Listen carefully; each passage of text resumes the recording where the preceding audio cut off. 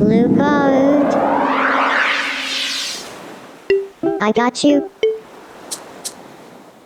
Oh, that's alright.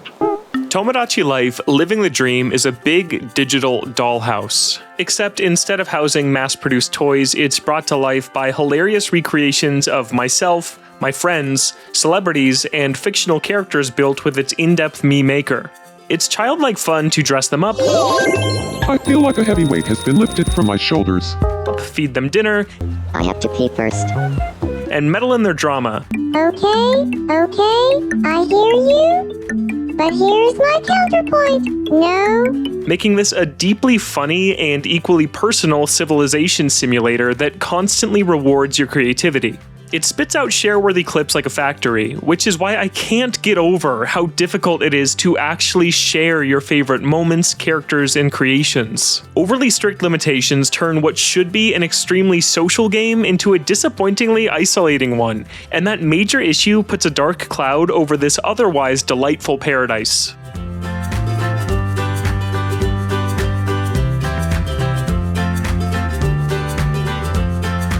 A lot of my 35 hours in Living the Dream were spent designing Miis in this revamped version of the Mii Maker.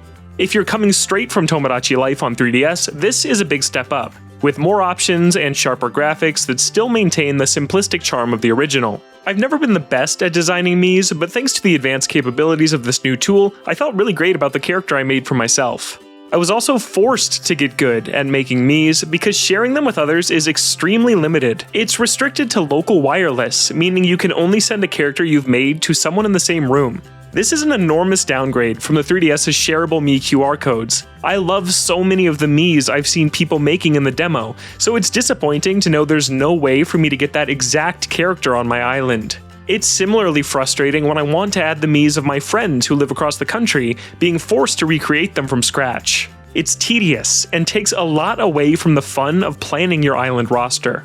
You can technically still use those old 3DS QR codes by scanning one to your 3DS, transferring that to an amiibo, and then scanning that amiibo on your Switch. I added a bunch to Living the Dream this way, including official Nintendo-made Miis of Shigeru Miyamoto, Reggie Fils-Aimé, and many others. Or if you're one of the roughly 2 million people who bought the Switch remaster of Miitopia, you can smuggle Miis through its sharing tools too, but due to its unique makeup system, lots of them don't transfer very accurately. In 2026, does it really make sense that the most reliable way to directly share Miis across the globe requires 15-year-old hardware, plastic toys, and a bunch of busy work? I don't think so. It's just sad that artistic ability puts a limit on your potential in a way it really didn't last time. To get the most out of Living the Dream, you'll have to love making Miis, or at least accept that you'll spend a ton of your time in the character creator. Thankfully, once you have a few characters roaming around, Living the Dream gets really fantastic. I started by adding myself, my fiancé, and 2 of my all-time favorite Major League Baseball players. Do you recognize them? Hello? I'm so impressed by how accurate and detailed the personality customization is. By simply adjusting a few sliders, each Mii is assigned one of 16 personality types, and I found they captured the exact essence of the person I was recreating more often than not. You can also set pre-existing relationships, as well as select pronouns and dating preferences, which is Nintendo making good on a decade-old promise.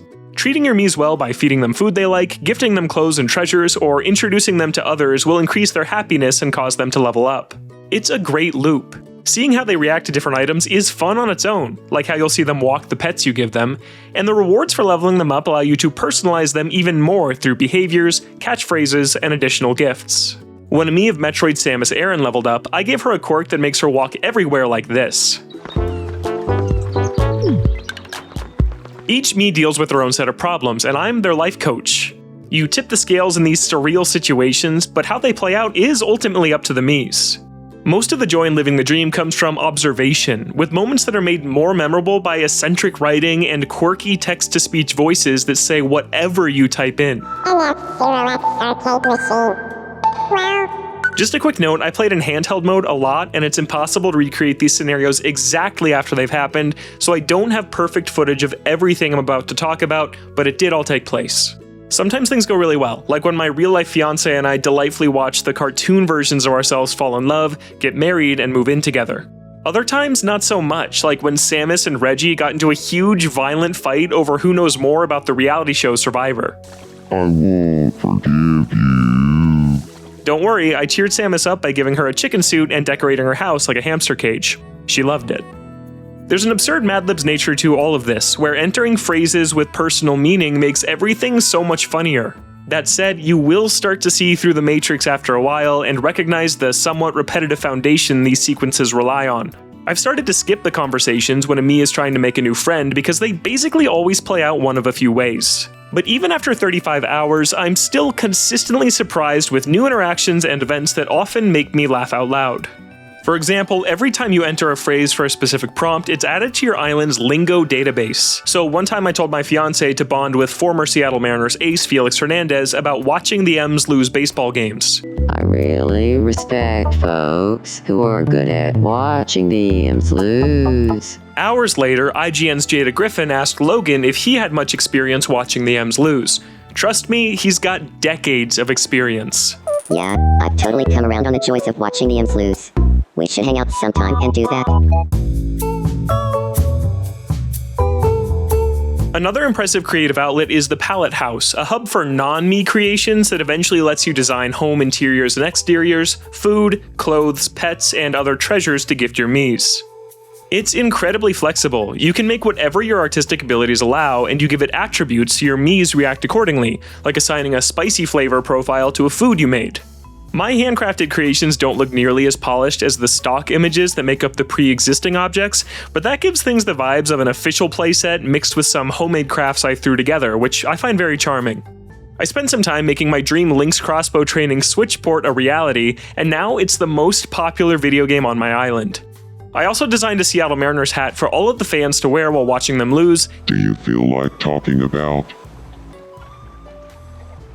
watching the M's lose? And a version of my cat Wallace for my fiance. Unlike real life though, she hated him. Designing items can be done with the controller or the touchscreen, and while it is very in-depth and generally works well, it'll just never feel as good as using a stylus on the 3DS touchscreen. I was at least pleasantly surprised to see it runs at 1080p on Switch 2 while in handheld mode, so we don't have to deal with a blurry, stretched image like some other Switch 1 games. Of course, I'm yet again disappointed that the only way to share Pallet House creations is through local wireless, which feels like another huge miss. But that pain is at least eased here since there are literally thousands of clothing items, food options, and treasures already built in. You'll earn them by playing one-note minigames that do get pretty repetitive, Aw, too bad. It's heads. or by buying them at various shops that open over time, whose rotating catalogs incentivize logging in every day. After you buy something once, it becomes a permanent part of the shop's supply. Through leveling up your Miis, you can also unlock new items to build with, like different types of roads, street lamps, and playground toys. How you shape your island is completely up to you, and there's a ton of flexibility. I decided to group my island into 3 main areas: a residential district built on floating docks surrounding a lake, a main street with all the shops, and a baseball field, and it's fun to see which areas my Miis like to hang out in. The building tools are snappy and easy to learn, and I really appreciate how frictionless it feels to create. If I run out of something I want more of, I can head straight to the shop without having to back out of the island builder. You can also decorate the island with paths or objects created from scratch at the Pallet House, and I cannot wait to see the crazy creations other people come up with. That is, the creations from people who jump through the hoops to share them. Nintendo has blocked screenshot and video sharing for Tomodachi Life, meaning you can't upload images directly from your Switch to your smartphone like you can with basically every other game. If you want to share funny moments or creations, you have to transfer them to your PC first with a USB cable or by removing your microSD card, or just take a low-quality picture of your screen with your phone. It feels directly at odds with Tomodachi Life's philosophy of creativity, communication, and observation. Even the 3DS version had an option to directly upload images to social media 12 years ago. I can only speculate that Nintendo doesn't want to host offensive content on its cloud servers, or it wants legal protection by being able to point to the fact that user-generated content was explicitly designed not to be shared. I'm not a lawyer, but regardless of the justification, this limitation feels like an overreaction that genuinely harms the final product. I do understand a bit, because somewhat shockingly, there is no language filter in Living the Dream. You can make your Miis say absolutely anything, and your Pallet House creations can take any shape. Nintendo's motivations here likely come out of an interest to protect kids, which should obviously be the #1 priority. But this is the generation where Nintendo finally introduced built-in voice chat, and it laid out a blueprint for how sharing Miis and items could have worked both easily and safely. To use game chat, you already need to be friends with someone through your respective Nintendo accounts, and then you both need to opt in to receive chat invites from them. It's baffling that a similar process wasn't implemented here.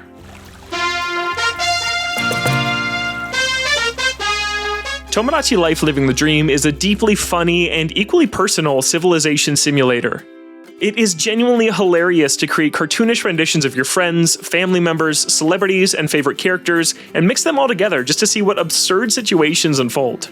They'll fall in love, get into fights, and say completely unhinged things that remain endearing dozens of hours later. It's so awkward when someone is walking almost the same speed as me. Even if its somewhat repetitive nature reveals itself well before that point.